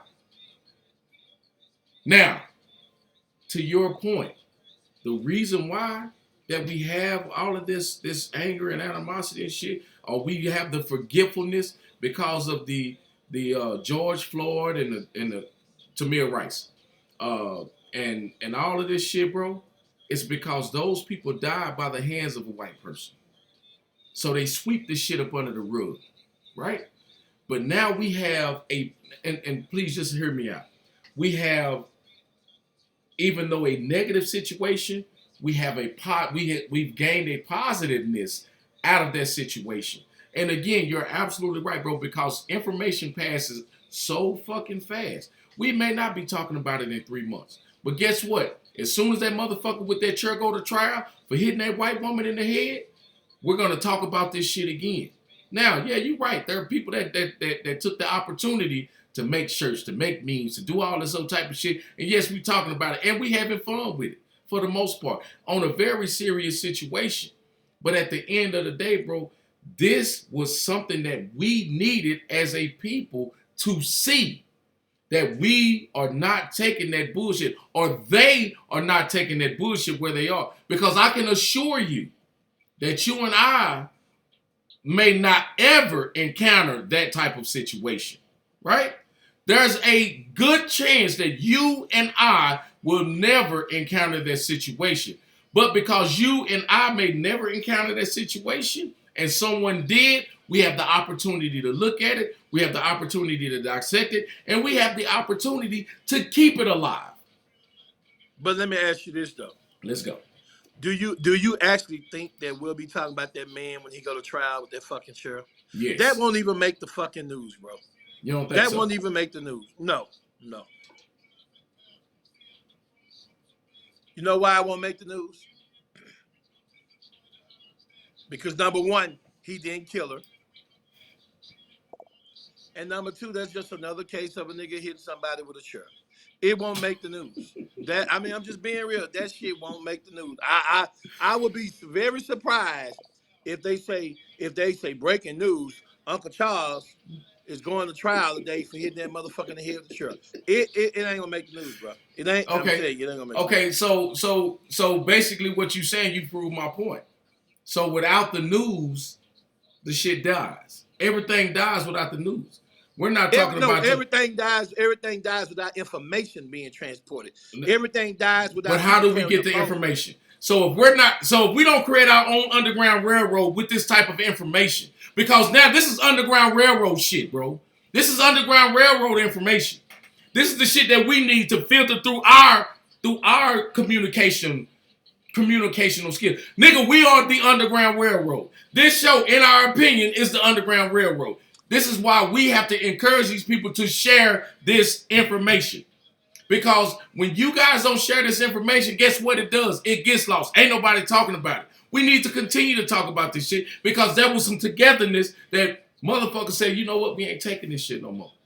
Draft, you got to think about it like this, man. Look at this type of situation, bro. We come on every Wednesday. We've been doing this shit since January, bro. Actually, February. We've been doing this shit since February. And for real? Yeah, because we started doing the show after the blackout. Right. So, boom, we've been doing this show for every bit of 7 months, right? So, now we have, I don't give a fuck if it's 5 or 10 people listening every week. We got people asking, hey, man, y'all doing the show today? I got people that walk up to me that I don't even know why. Oh, yeah, make sure you say you mention us on the show. Because at the end of the day, bro, we make the news, but it's our news. But if we're not sharing our news, yeah, that shit gonna die. That shit gonna fall off. We ain't gonna be laughing about no motherfucking chairs in 6 months. But guess what? Every time you pull a folding chair out at a card game, every time you pull a folding chair out at a picnic, every time you pull a folding chair out of a DT Mob event, a motherfucker gonna say, all right, nigga, fuck around and find out. Because that's our shit now. That chair, this motherfucker right here, this our shit now, bro. White people ain't buying this shit at the store no more. We done drove the price of chairs to an alarming rate. Nigga, you can't even play cards no more. Because as soon as a motherfucker renege, as soon as your partner renege, you gonna pick your motherfucking chair up and go upside his motherfucking head with that goddamn chair. Because now we know to use a chair as a motherfucking weapon. I said what I said. First of all, let me say this. Oh, G-Rip, it's church. You trying to God damn. I took part in I didn't take part. I'm gonna tell you the truth. I spearheaded it. The Unity Ride for Reform rally. 450 bikes on City Hall. Yes. That was because of George Floyd. Didn't happen here. That happened in Minnesota, right? Yes. But we organized at that time a Unity Ride for Reform rally. 400 bikes pulled up on City Hall. And we showed them our strength. My next question to the people that helped me organize it is, what's next? Nobody said shit. There have been several issues that we could tackle as a unified front that we have never tackled because it was emotion in the moment. We can no longer operate On emotion in the moment, man, I have done some fucked up shit based on emotion in the moment. Fortunately for me, I owned my shit. You know what I'm saying? I held myself accountable. I owned it. But I made some fucked up decisions based on emotion in the moment. And what happened after that, I had to make sure that this does not happen again. So I had to do some self-reflecting, some self-checking, and make sure, okay, that will never happen again when it comes to me. So you have to ask yourself, so when we had that opportunity, when we had a block of bikers, a block of voting bikers, a block of bikers that could change shit, we said, what's next? And they said, and to this day, we did not follow through with that. So I ask you, with something as momentous as this, what's next? So when you say, what's next? That's that. And men that were in, they were driving on a dirt road. Storm came. The lightning started flashing. The young man that was driving the car lost control of the automobile, ran off the road, and everybody was all right except him. They got on the car, and just across the dirt road was a white house.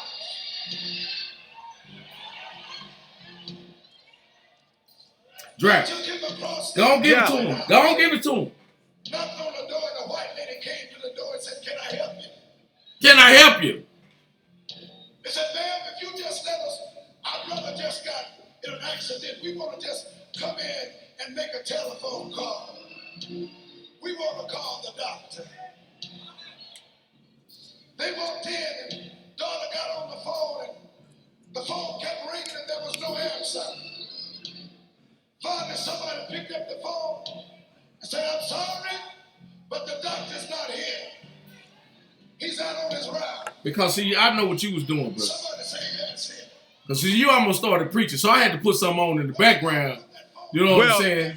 But we making church with, and don't get me wrong, I'm not saying don't take advantage of what it is. I'm just saying I ain't seen enough church to say, what's next? What's next? Where do we go with this? So at the same time, we sit here and we say, okay, yeah, people won't remember this melee, because that's what it was, a melee. People won't remember that, but I think now, one thing I think people will think twice before jumping on a black man by himself. I think a white person would. I do think that.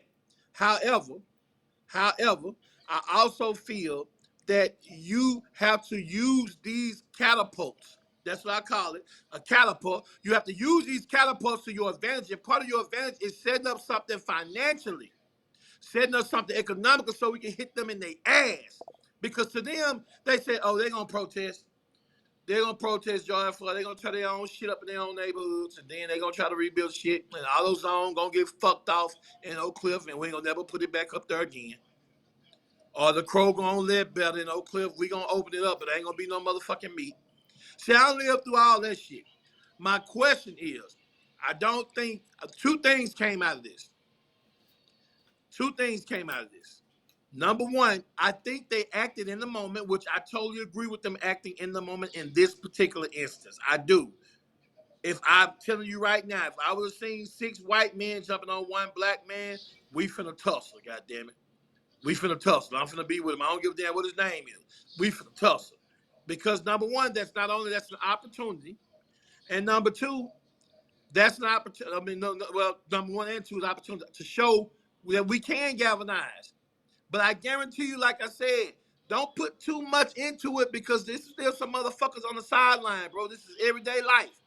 That's sitting on here saying what it could have been, or saying, yeah, that's right, this, blah, blah, blah. But had they been in that situation, they'd be like, shit, I ain't jumping in that shit, man. I don't know what that motherfucker said to make them white folk mad. So you never know, bro. It just depends on how shit goes. So this is my whole thing. Since we put a what if a while ago, right?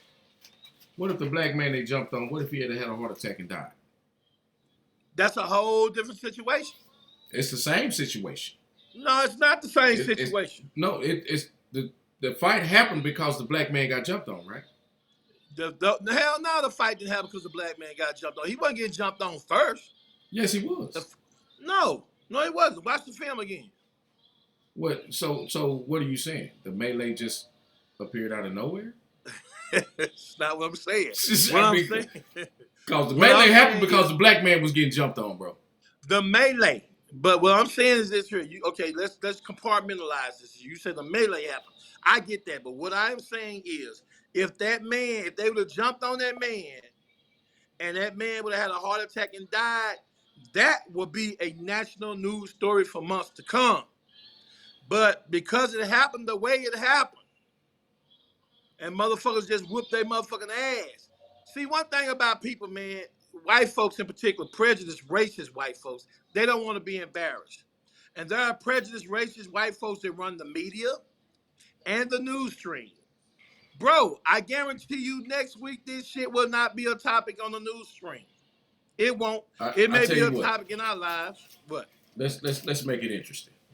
Let's make it okay. interesting. Not that. Not those. I got a fresh crispy $20 bill. Let's say by next week we'll still be talking about it. Hold on. This You say we'll still be talking about it. Nigga, I'm smarter than that, nigga. Say you I'm smarter than that shit. No. Let's say this. I got a $20 too. If you can find on next Wednesday, any other day before Wednesday, Monday through Wednesday, that they still talking on any kind of news forum and news outlet about this melee. Well, I don't watch the news about it because it hasn't been on the news here. You realize it has not been on the news here locally. And the crazy part, it hasn't been on news here locally. I guarantee you it ain't been on the news national. It's not even national news. But it's our news. This is our news, bro. And this is what I'm talking about, bro. We have to establish our own news, bro.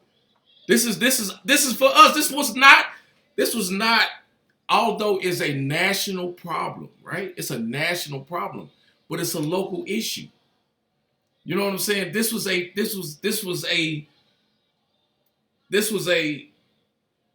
every nigga birthday, bro. It was a Juneteenth moment. It was a Juneteenth. What do you mean? Okay, what do you mean it was a Juneteenth moment? You don't think it was a Juneteenth moment? Hell, fuck no. Do you know what Juneteenth was? Juneteenth, it was really originated in Texas no, let me finish. Juneteenth, fuck no. Juneteenth was originated in Texas when General George Granger landed on Galveston Islands 2 years after niggas were still slaves. 2 years after the Emancipation Proclamation and told us we were free. This shit don't compare to no damn Juneteenth, man. Hey, but you do realize, bro, that the slaves that were free were given like eight, I don't want to get this number wrong. They were given land, and the black people took that land and actually built on that land. And just like with Black Wall Street. Black Wall Street was a thriving community, bro. Was a thriving community. They created their own everything, bro. Hotels. They had really nice cars. Bro, there was so much money in Oklahoma. And you have to understand that a lot of this shit filtered up through attrition. And this was way before all of that shit, bro. Because there were free slaves. There were free black people. Let me say that, not free slaves. There were free black people. You know what I'm saying? Already before the Emancipation Proclamation. That just said that, hey, it's illegal to have slaves. Not that slavery was illegal, but it was illegal for you to have slaves.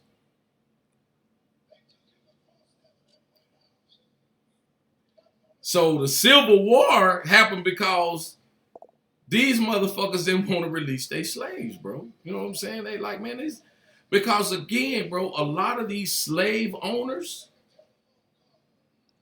considered the people that work for them family. We just take it and like, you know what I'm saying? And that's why, like, it's so fucked up, bro, because we figured that slavery was a bunch of people working against their will, but there were slaves that didn't want to leave because their Exactly. masters were good for them, to them. Exactly. But you got to think about this, man. Think about me. Okay, let's go back to Hurricane Katrina. All right.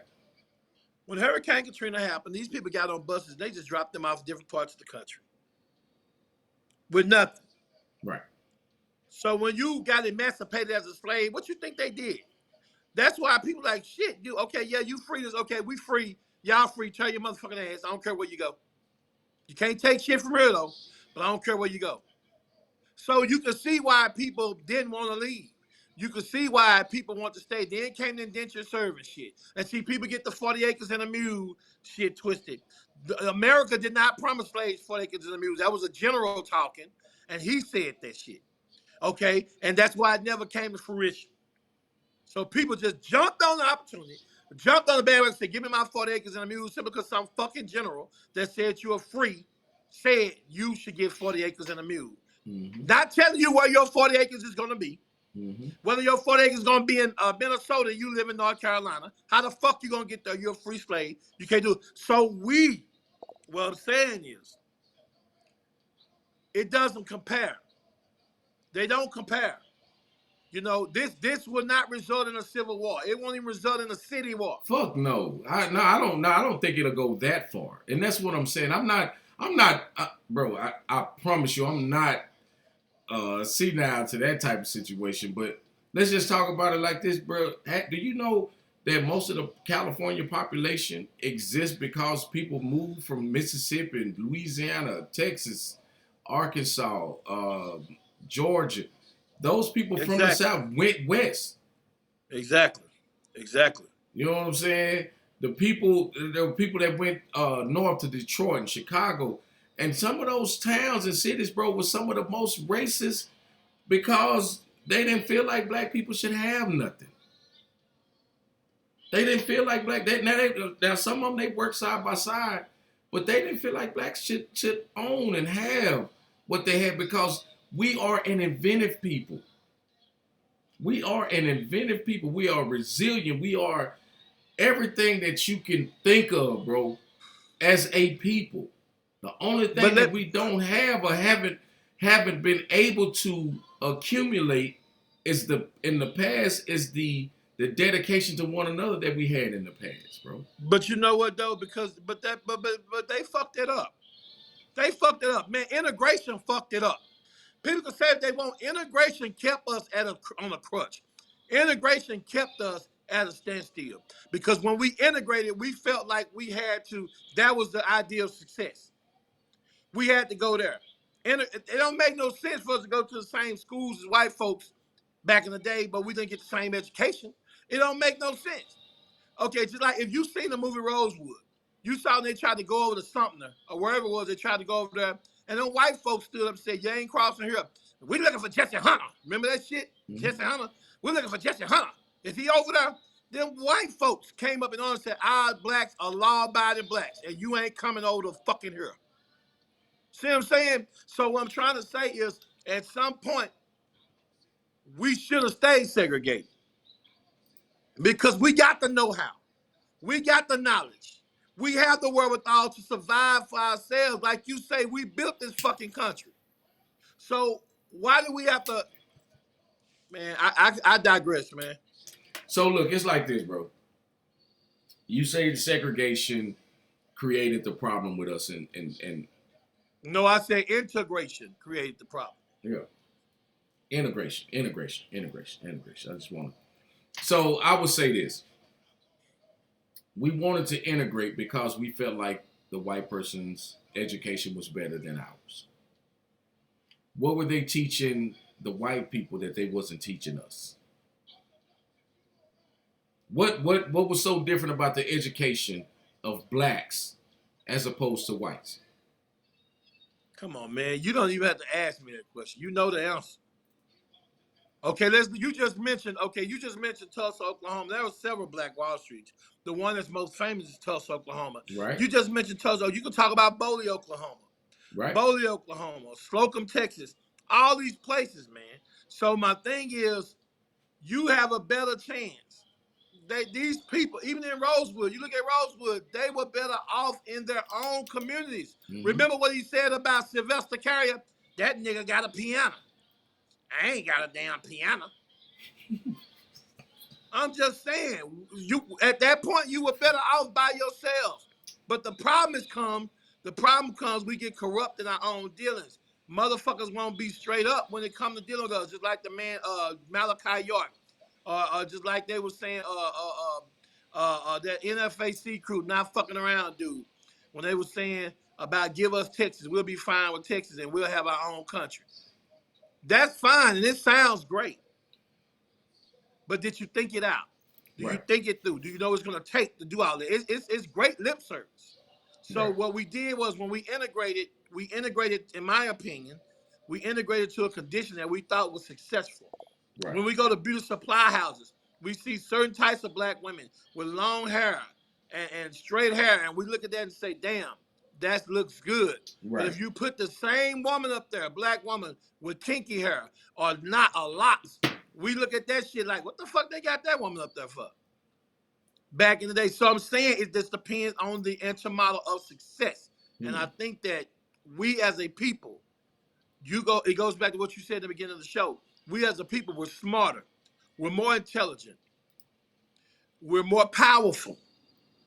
These are things. You can go back. What was the name? It was a movie called with them three women that used to lead the damn Hidden Figures. Hidden Figures. And what guess what? What them white men say? If y'all don't mind, we want them to do our shit. But check this out. Because they recognize. But guess what though? The black teacher says this little girl will not thrive here. She has to go to this gifted school. She has to go to another school because she was more educated than any of the other kids. And this is what I'm saying about us as a people, man. Sometimes, and let's not get it misunderstood, bro. Because at the end of the day, whatever your level of education is, wherever you went, whether it was an HBCU, whether it was an Ivy League college, or whatever the case is, if you didn't do anything with your education, it was a waste any fucking way, regardless of where you went. You know, we fought so hard, and then guess what? They just killed the affirmative action. You know what I'm saying? Now all of a sudden affirmative action don't work. So now the little crutch that they gave us, they done took it away because white people were saying, hey man, we can't benefit from that shit. We can't benefit from affirmative action. So at what point do we get to be better than something or someone else? When do we take accountability to say, hey, I know that this man can do that job. I'm going to give it to him. How many times have you heard, man, I ain't taking my shit to that nigga, man. That nigga gonna fuck that nigga, gonna fuck my shit up.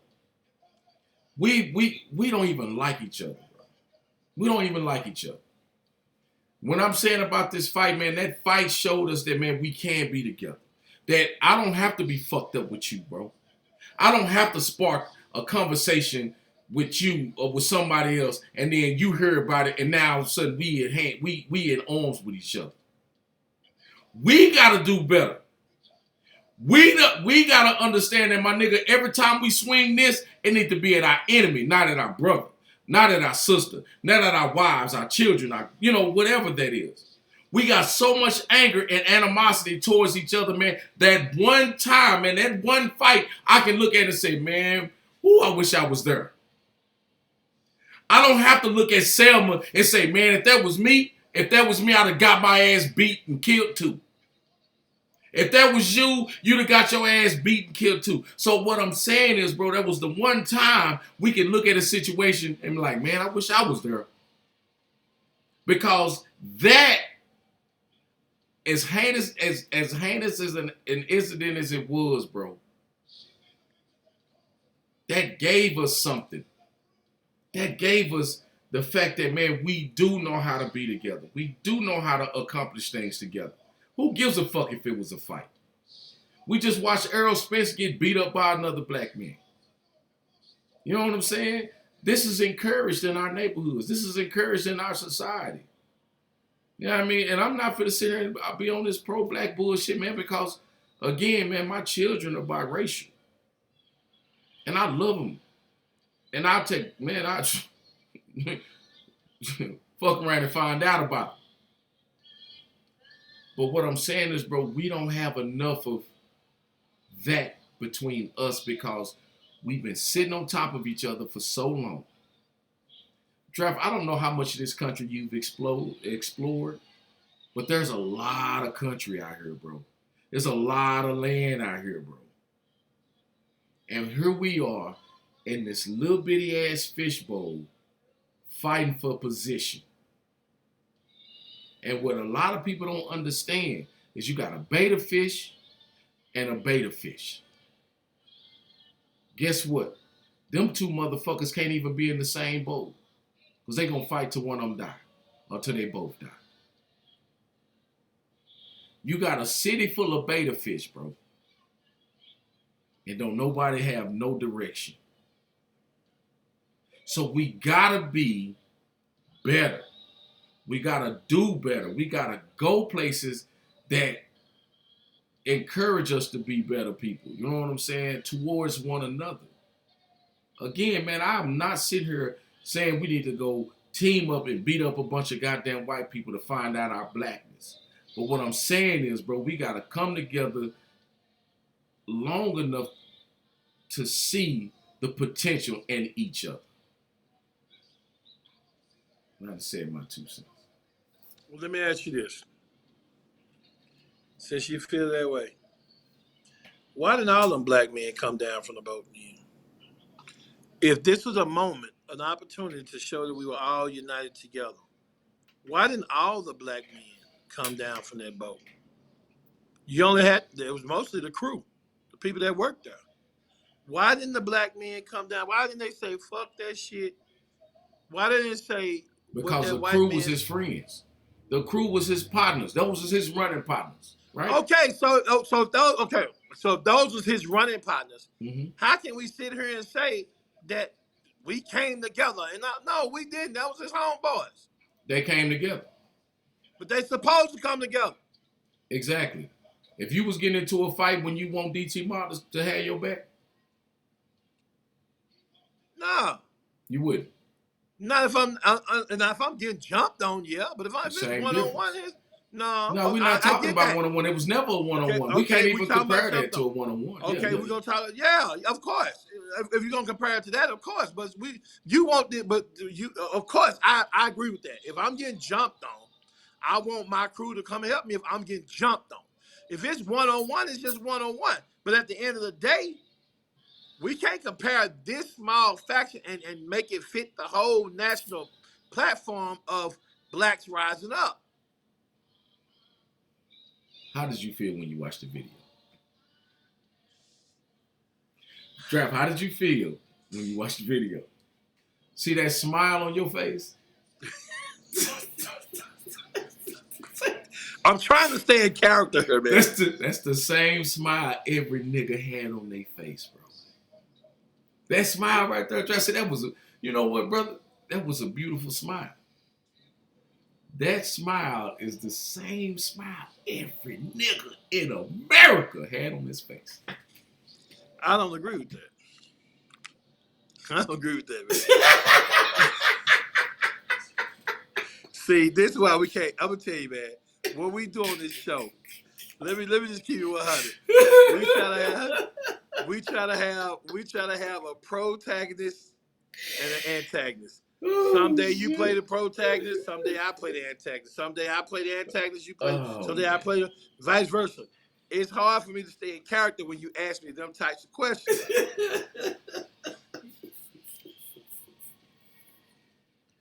I just wanted people to know, bro. I just wanted people to know. You know what I'm saying? Cause you kind of took me there, bro. You know what I'm saying? But like J Hud just said, why didn't the guys recording up top step in? Why? Because they were still on the fucking boat in the middle of the water. The 16-year-old, the only motherfucker that jumped in the goddamn water. Niggas, sharks and squid and shit. At 16, you ain't thinking about that shit. Nigga, that's my uncle. That's the whole thing. We don't even know if these niggas was family. If it was just regular ass dudes, I mean, we don't even know.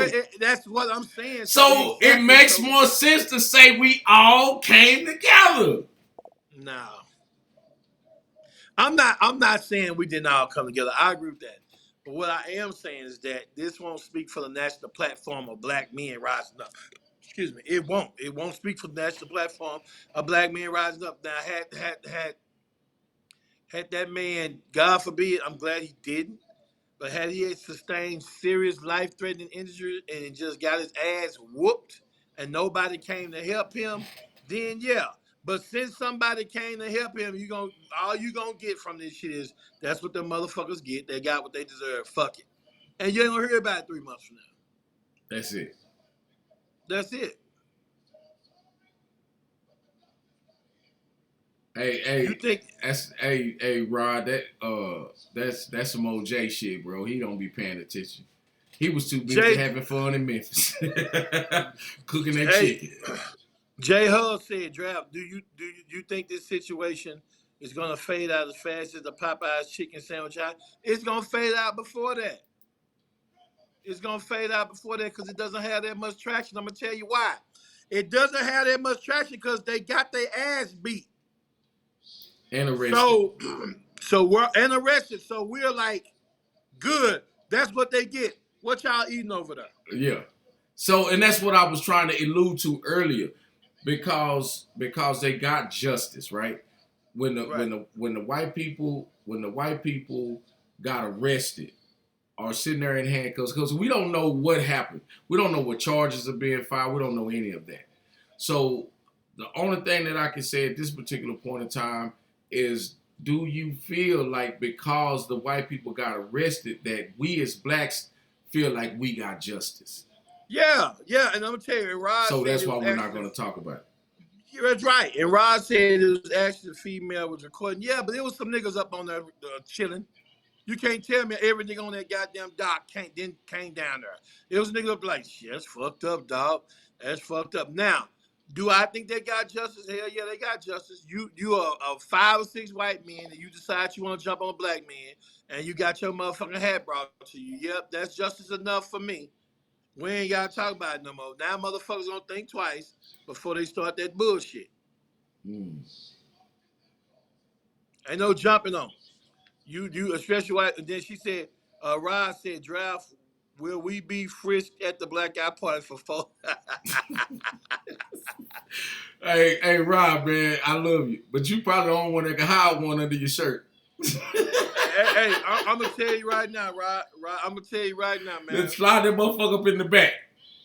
Hey, all I can say about that is shit.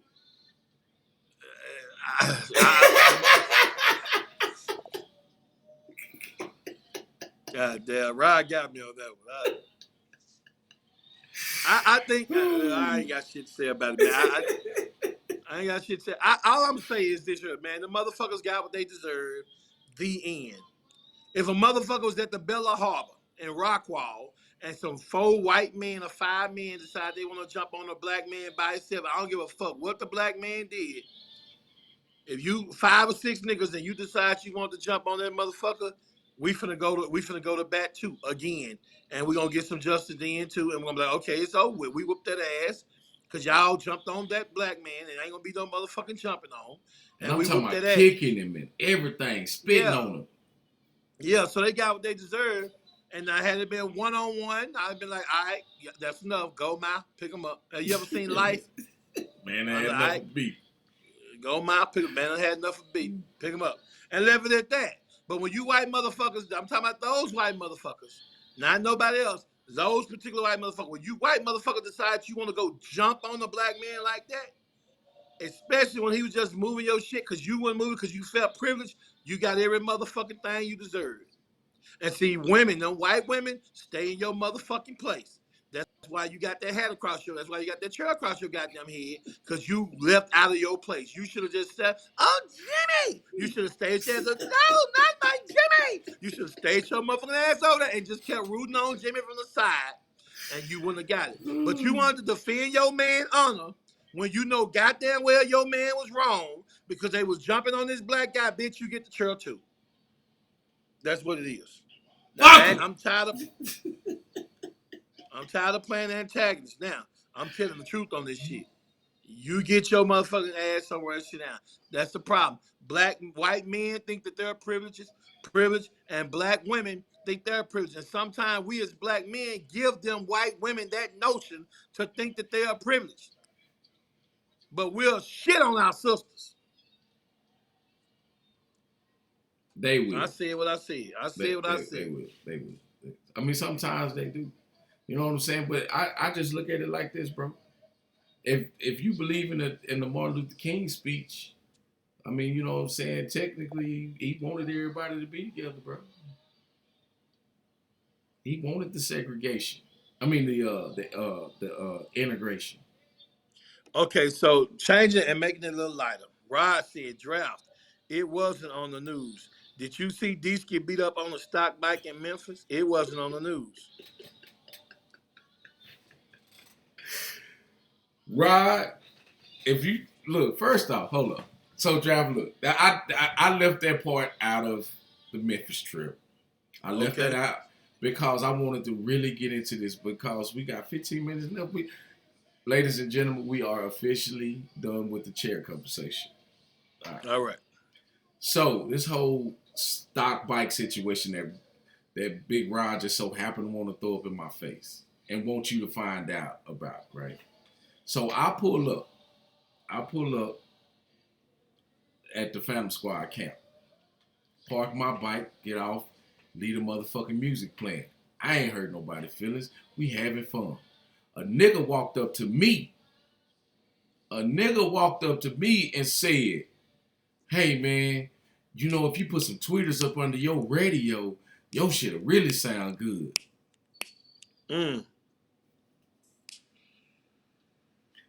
I said, what? Mm-hmm. So I proceeded to play different songs and we jamming, everybody having fun and woo-wop. And the nigga just quietly walks away. Next thing I know, he pulling his bike up next to Megalodon.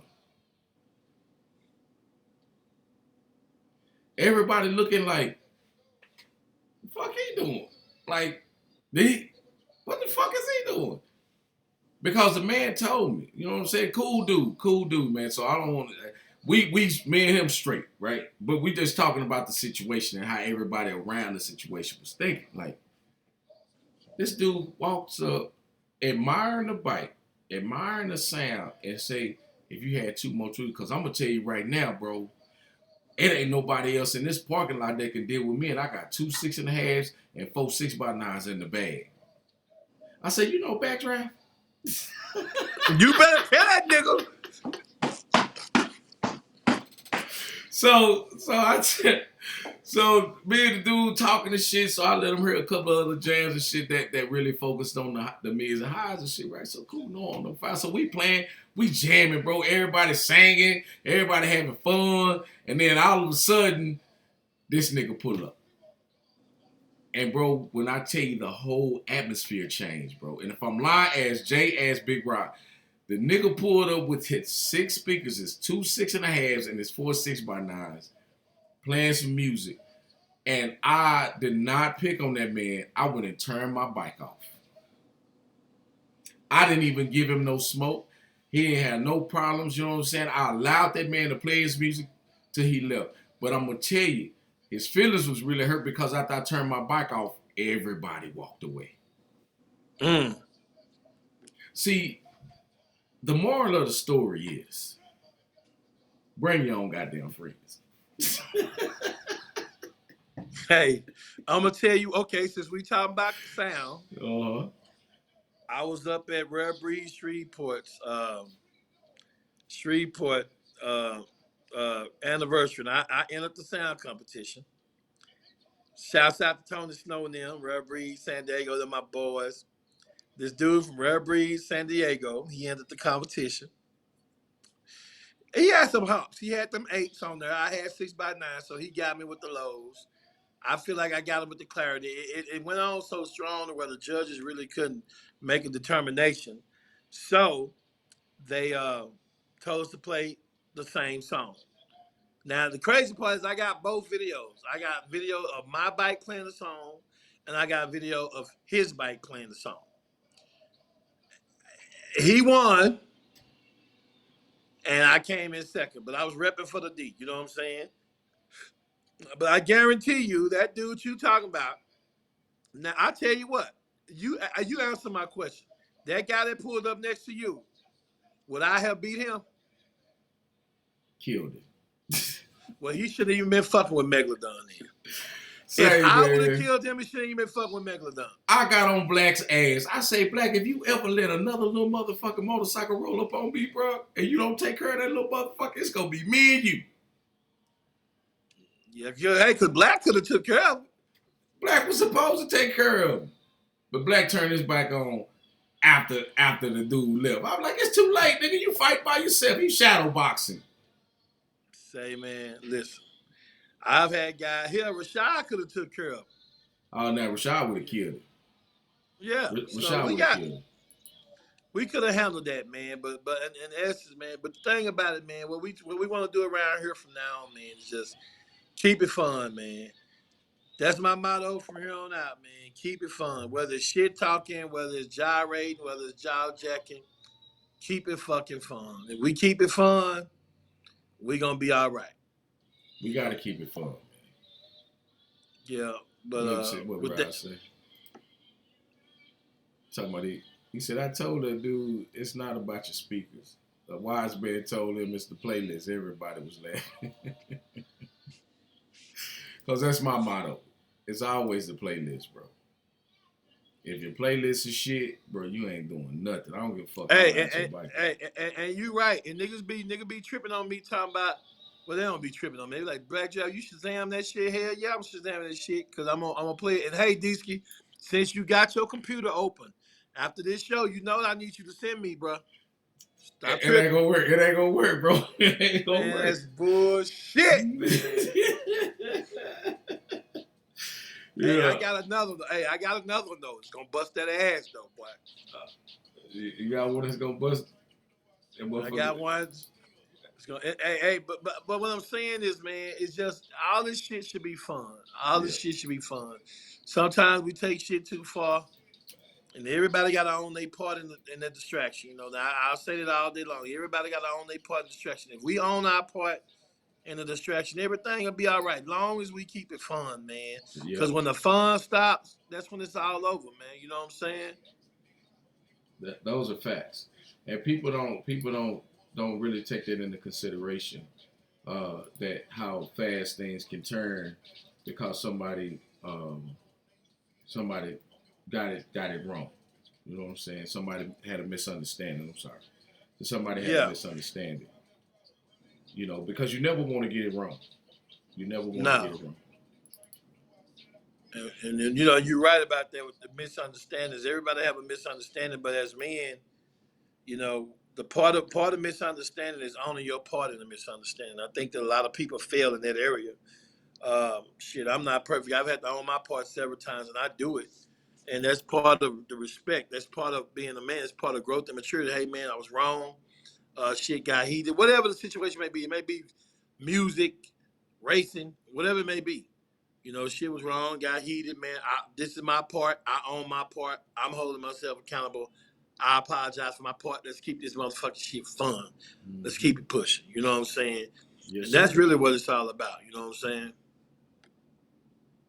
But let's talk about this week, man. You know who's on deck this week, right? I-20 on deck this week. I-20 is on deck this week. 22 years in the game. Kings of the South is on deck this week.